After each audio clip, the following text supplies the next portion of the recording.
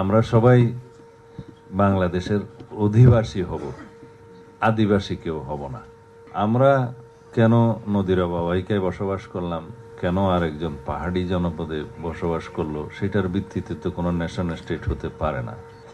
এখন কথা হচ্ছে আমাদের এই পার্বত্য অঞ্চলে এই দাবি এবং তাদের সাথে দেশের অন্যান্য অঞ্চলে অন্যান্য উপজাতি বা ক্ষুদ্র নৃগোষ্ঠীর কে সাথে নিয়ে এই দাবিটা উচ্চারণ করার মধ্যে এবং তাদের পিছনে কি কারণ থাকতে পারে, সেই কারণগুলো আমি এখানে আজকে উদ্ঘাটন করতে চাই না। আমাদের সামরিক বাহিনীর সিনিয়র বন্ধুরা যারা এটা রিসার্চ করছেন তারা বলেছেন।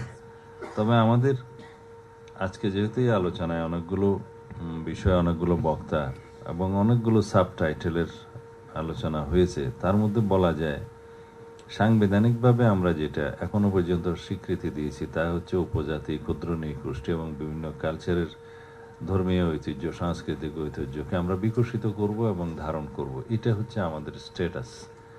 কিন্তু পিছিয়ে পড়া জনগোষ্ঠী হিসাবে আমাদের সমতলের ভূমির চাইতেও নারী, শিশু এবং পিছিয়ে পড়া জনগোষ্ঠীর ক্ষেত্রে কিছু কিছু রাষ্ট্রীয় সুবিধা দিয়ে আছে, সেটাও বিভিন্ন দেশে থেকে থাকে। আমাদের পার্শ্ববর্তী দেশেও সেরকম শিডিউল কাস্ট সহ অন্যান্য পিছিয়ে পড়া জনগোষ্ঠীর জন্য কোটা রিজার্ভেশন থাকে এবং অন্যান্য সুবিধাদি থাকে। সেটা যাতে রাষ্ট্রের মধ্যে একটা মানে বিকাশের ক্ষেত্রে সমতা পাওয়া যায়, সেই জন্য এটা রাষ্ট্রীয় সুবিধা। সংবিধান সেই স্বীকৃতি, সেই সুবিধাটা দিয়েছে, তো সেই হিসাবে তারা সেই সুবিধাটা পায় এবং দেখা যায় কালের বিবর্তনে তারা সেটা পেতে পেতে হয়তো একটা জায়গায় সমতার মধ্যে চলে আসবে। আমরা কেন নদীর অববাহিকায় বসবাস করলাম, কেন আরেকজন পাহাড়ি জনপদে বসবাস করলো, সেটার ভিত্তিতে তো কোনো নেশন স্টেট হতে পারে না।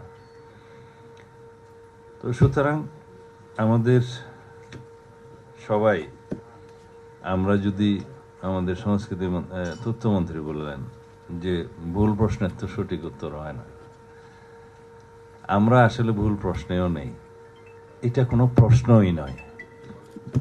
আমরা সবাই বাংলাদেশের অধিবাসী হব, আদিবাসী কেউ হব না। এখানে সব সিটিজেনের সমান রাইট এবং বাংলাদেশের সকল ধর্মীয়, সকল বর্ণের, সকল সংস্কৃতির, সকল ভাষাভাষীর সবাই আমরা বাংলাদেশের সিটিজেন এবং সিটিজেন হিসেবে কনস্টিটিউশনাল রাইট আমাদের সমান। এই পরিচয়ে আমরা থাকি। আজকে আর বিশেষ কোনো আলোচনা করলাম না। ধন্যবাদ আপনাদের সবাই।